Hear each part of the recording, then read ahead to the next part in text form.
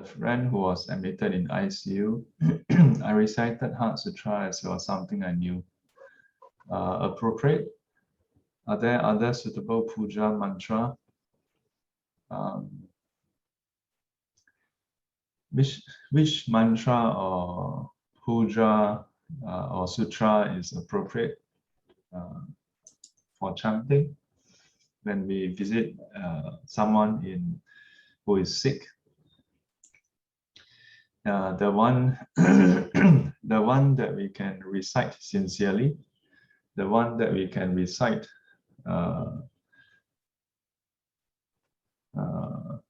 with our heart, I think that is the best, that is the most appropriate.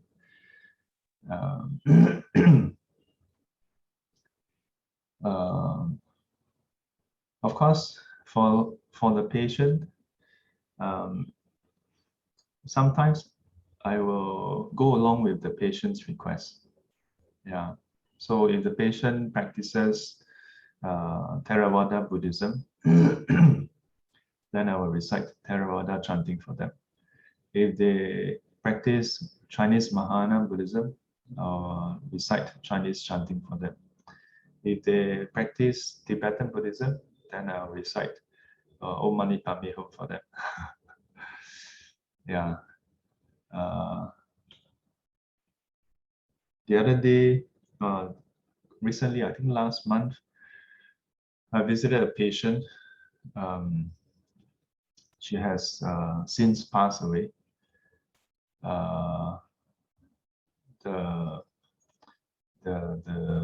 So the mother,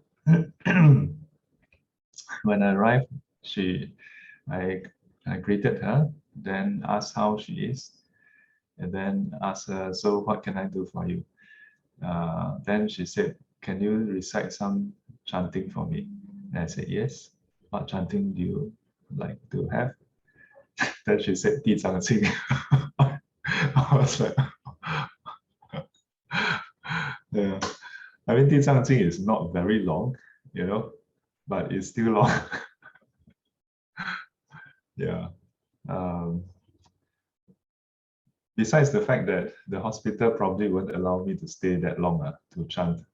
Yeah. Even if the hospital allow, I can't chant 地藏经. 太多生字了. So barring that, yeah, I'm okay. Yeah. There's actually a question from the Heart Sutra, which I missed out yesterday. Try to pull it up. Lord John has helped to collate inside. So the question is from Ellison. Hi, Shifu. I have a question regarding the 5 clinging aggregates of the First Noble Truth from the last Heart Sutra class. Is it right to understand that the 5 aggregates are suffering since they are conditioned phenomena? And then further, clinging on to the 5 aggregates is also suffering?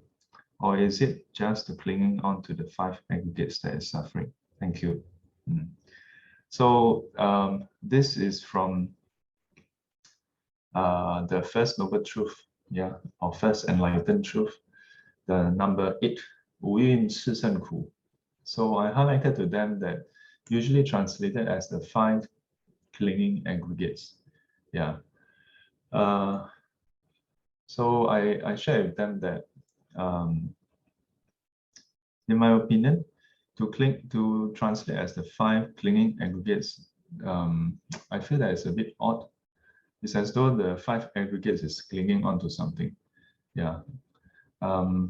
I suggested an alternative translation, which is clinging onto the 5 aggregates is what is suffering. Yeah. That the 5 aggregates, if you cling onto them, you suffer. So her question is, but the 5 aggregates are conditioned. Yeah, that means they depend on conditions to arise. Is what we call in Chinese 有为法. Yeah. So we usually say that 有为法是苦法嘛 right? So, but actually there's some subtlety here, no? Yeah. So, the fact that the aggregates are conditioned, so they are subject to change, then subject to suffering. Yeah. Besides the fact that it is a choice of words, it's often translated as subject to change, subject to suffering. Yeah. So, question is, does it mean that the aggregates by itself is suffering? The aggregates by itself is suffering. So we can look at it in terms of the principle, or in terms of how it pans out in the Buddha's time. So the Buddha attained enlightenment, right? You can all agree. Yeah. And his disciples attained arahanthood. Yeah. And we all agree that when the person attained to arahanthood and above, yeah, or Buddhahood, then they are not subject to suffering anymore. Agree? Yeah. But at the same time, you can still see them walk around. So there's still form, feelings, perception, mental formations, and consciousness. There's still 5 aggregates. Agree? Yeah. Unless you subscribe to the notion that, oh, when they attain enlightenment, then they become a magical being. Yeah. That they become a magical being that is actually not 5 aggregates anymore. In some texts, it does describe in that way. Yeah. But I see it more as a way to help people understand what it means by enlightenment. The Buddha still, there is the 5 aggregates. The difference is that he don't cling on to them. Yeah. In the sutra, it talks about how the Buddha commented that that this body is old already. Yeah, it's not brilliant, it doesn't shine as before. And then at the moment, it shines one last time. Yeah. But he don't suffer as a result. Yeah, he don't suffer as a result. Venerable Mahamoggallana, Venerable Angulimala, they both were hammered to death, but they didn't suffer. Yeah, towards the end of their life, Venerable Mahamoggallana was waylaid by ascetics. They were not happy with him. They murdered him. Venerable Angulimala, when he was a lay person, he killed many people. So towards the end, he got attacked as well. But they both don't exhibit suffering. Yeah. So I'm taking the extreme case to highlight that even under such extreme case, they don't suffer, much less a bit of hunger, much less when people come to verbally abuse the Buddha. He don't suffer. Yeah. He don't give rise to suffering because of any of that. Yeah. Also, the way I understand it, the way I see it is conditioned phenomena. They conduce towards suffering. Yeah, they are not supportive of happiness. They are not stable. They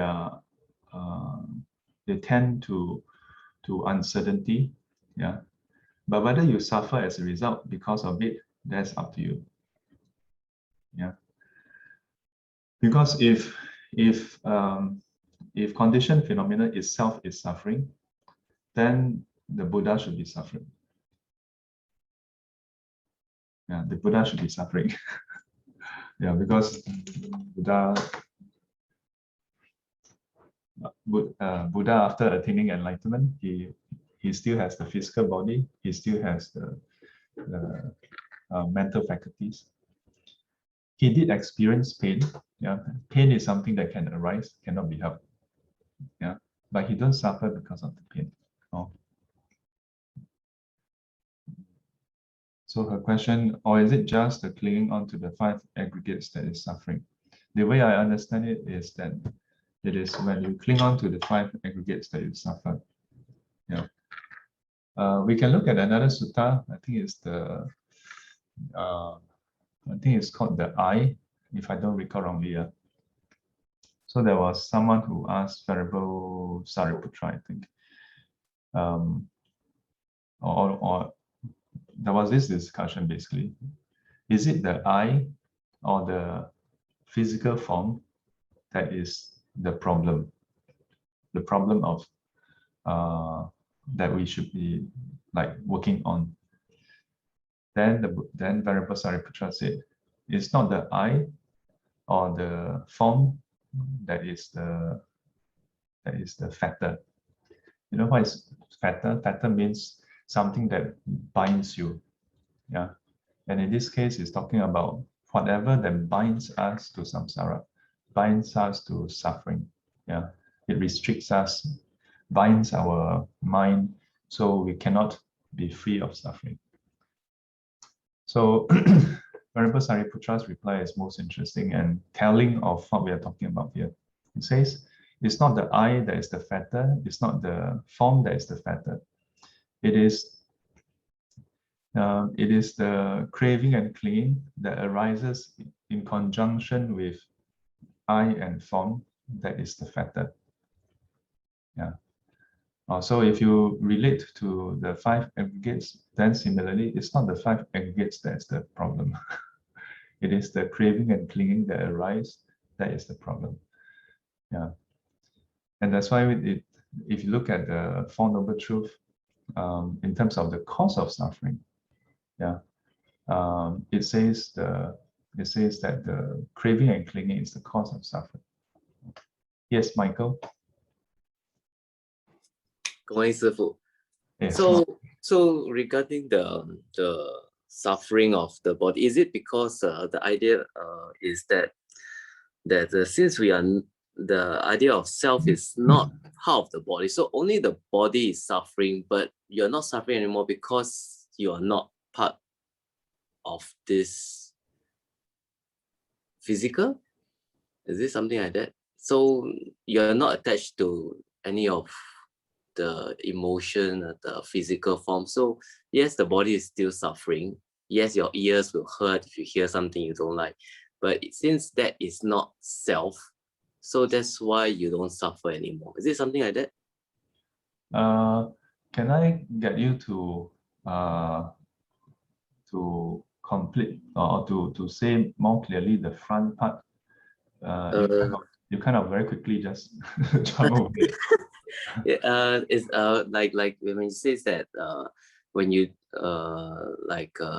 you don't associate this your consciousness or something like your consciousness is not suffering, but your body is suffering, something like that.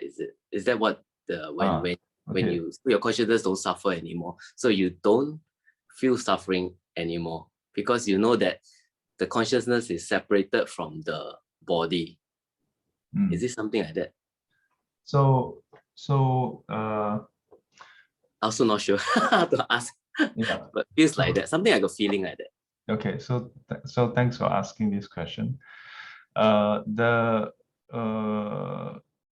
we say that the body, so your question is it that the body is suffering but the consciousness or the mind is not suffering? Okay, so if we say that the body is suffering, what does it mean? So we usually say that there is pain, bodily pain.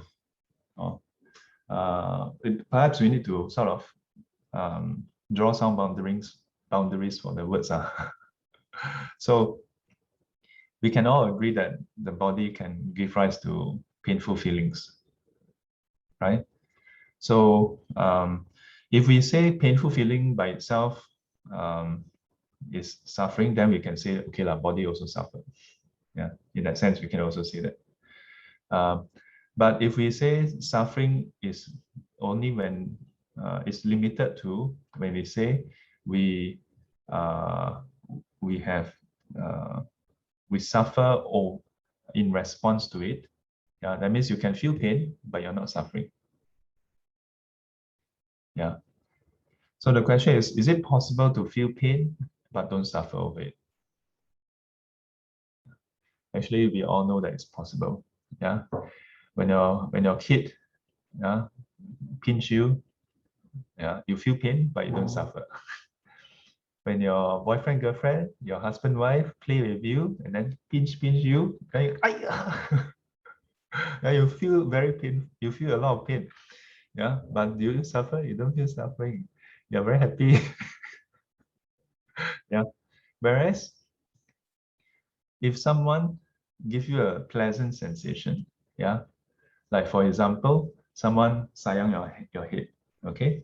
If your loved one sayang your head, it's a pleasant sensation, yeah, and you also happy. But imagine if you take Grab, and then while you are checking your phone, suddenly you have a Grab driver at the traffic light, then sayang, you look so stressed, sayang you. Then would you suffer? I think you will suffer. Yeah. so so the sensation, bodily sensation can be painful. Yeah. But we don't have to suffer. Yeah, but as I said, we need to ask ourselves, is painful sensation suffering? So we can experience pain. And painful sensation is painful sensation. Okay? Yeah. So whether we suffer as a result, that's another thing. That's optional. Yeah. Another level is to say, okay, as long as you experience pain, then you suffer. Okay? Yeah. But if that's the case, then the Buddha was also suffering. Yeah. And that's why previously when in the SGC we talked about Abhidhamma, right? So you see, when you go down to this, then you have conundrum. So did the Buddha suffer? Yeah. So then you have different school of thought. Yeah. One school of thought says, no, the Buddha couldn't have suffered because that's a foregone conclusion. In that case, then pain itself cannot be defined as suffering because otherwise it creates contradiction that the Buddha didn't suffer. Then there are those who would say, no contradiction. The Buddha is a magical being. So his body don't give him pain. Which is, don't think that I'm just joking about say magical being. Because in some of the schools, there are those who do start to interpret the Buddha as like basically a magical being. Yeah. I mean, in Mahana teaching, it does go in that direction, right? Because it says that the historical Buddha is actually, what do you call it, has actually attained Buddhahood a long time ago. He's just doing a presentation to us. 视线成佛, right? Yeah, you notice, if you go and listen carefully to the Dhamma talks, in the Chinese Mahana tradition, the phrase used is 实现成佛. Yeah, he presents the process of attaining enlightenment. 他实现入胎，实现出胎，实现四谛呀那个就是实现出家，出成出家。Everything is actually a presentation. Yeah, that by itself is still not necessarily a super magical being. Yeah, but at a later stage, it become more and more magical in that sense. Now, I could be totally wrong. That maybe the Buddha is really some magical being, because there are schools of thoughts that goes in that direction. Yeah. But if the Buddha was simply a magical being, then I think there's no hope for us. Because magical being then can do that. How to do? We're not. Are you magical being? Any of you magical being? So then there are some schools that develop and say, oh, actually we are also magical being. It's just that we didn't know we are magical being. So all we have to know is that we are magical being, then no problem. Yeah. So I really appreciate the way my teacher present Buddhism to us, the Dharma to us. He rarely evoke some mystical aspects of things, you know. Yeah. But I don't say that those schools that go in that direction do it with bad intent. I think there's a purpose also sometimes. Yeah. Like for example, when we talk about pain and suffering, that's one thing, right? How about consumption of meat, right? Because in some traditions, such as the Chinese Mahana tradition, there's a huge preoccupation with being vegetarian. Yeah, you think about it. In no other tradition is there such a huge preoccupation with taking vegetarian food or avoiding the 5 pungent roots. Yeah, by virtue that Chinese have a larger population, so but other than that, in terms of lineage, right? You think about it, India, yeah, in our other lineages, there's not so much preoccupation. So, but if you look at some of the sutras, in fact, one or two of the sutras, then it goes further to say that, oh,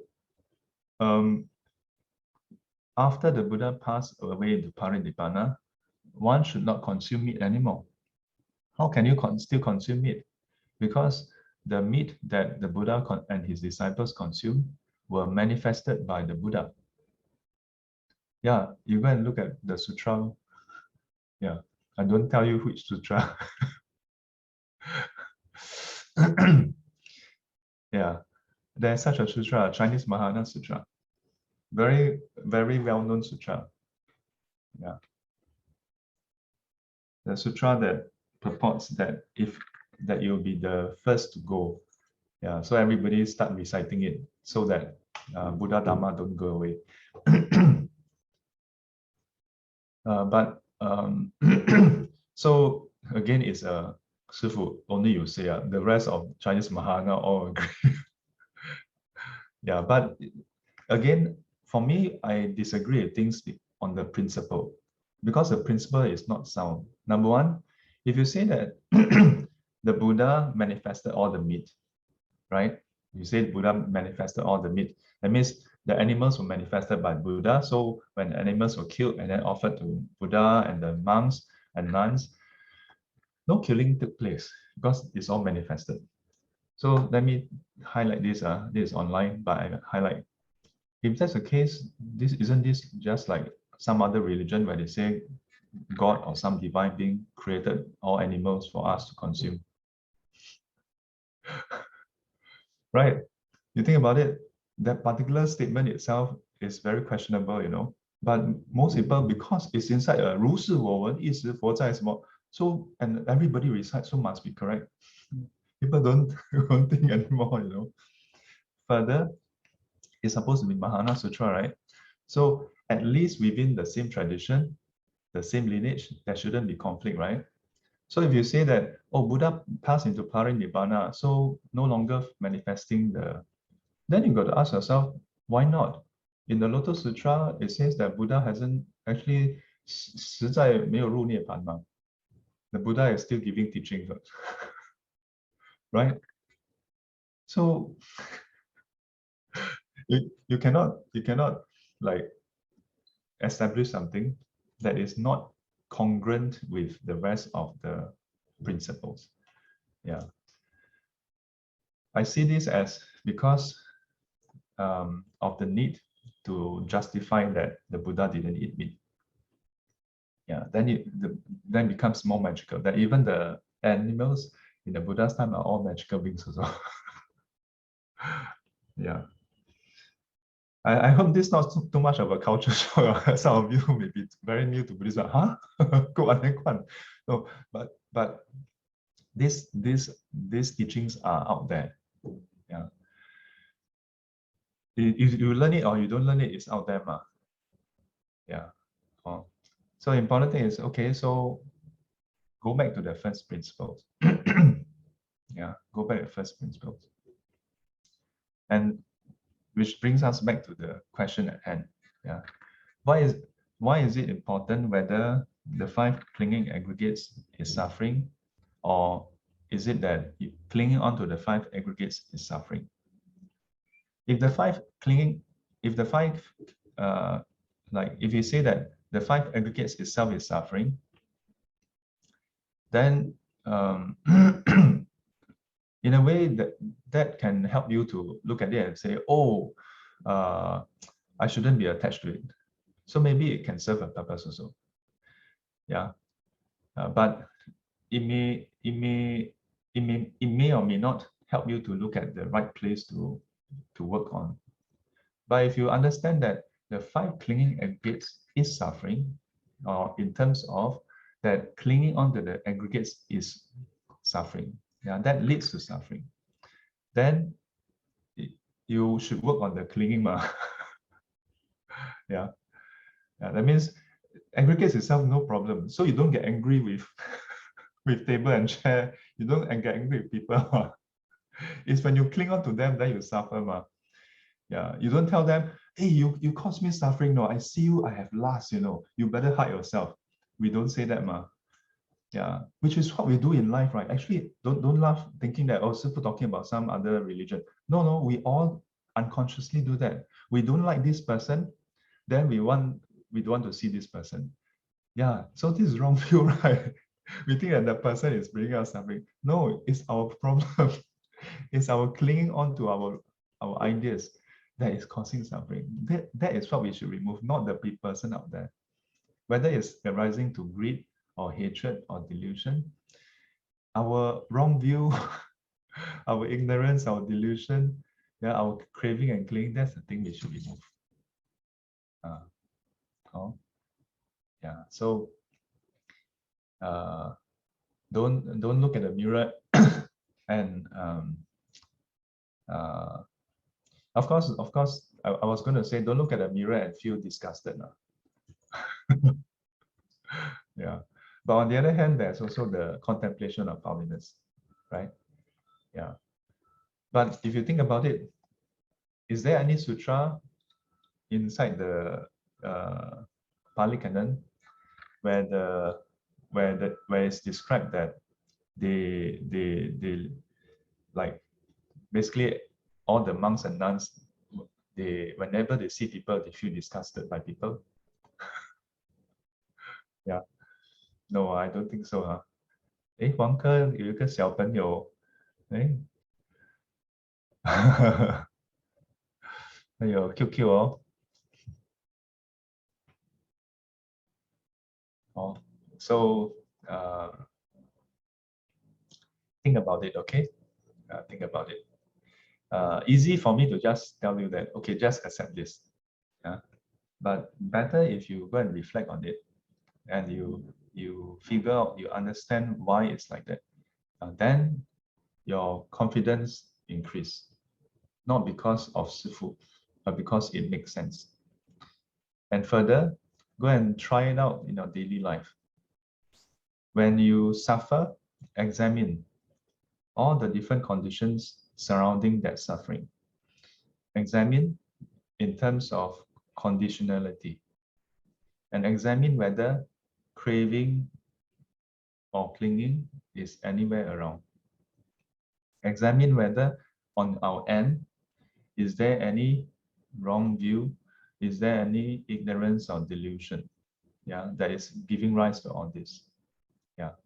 And when you see clearly that this is part of the equation and not just that person out there, then your confidence go even higher. Then you know clearly this is the case, not anywhere else. Yeah, not anywhere else. No? Try. Okay. 愿消三障诸烦恼，愿消三障诸烦恼，愿得智慧真明了，愿得智慧真明了，不愿罪障悉消除，不愿罪障悉消除，世世常行菩萨道。世世常行菩萨道。阿弥陀佛。阿弥陀佛。 Till we meet again, may be guided and protected by the Buddha, Dhamma and the Sangha. Sadhu, sadhu, sadhu. And as always, 乖乖。 yes, quite. All right. Have a peaceful Saturday ahead. Stay safe.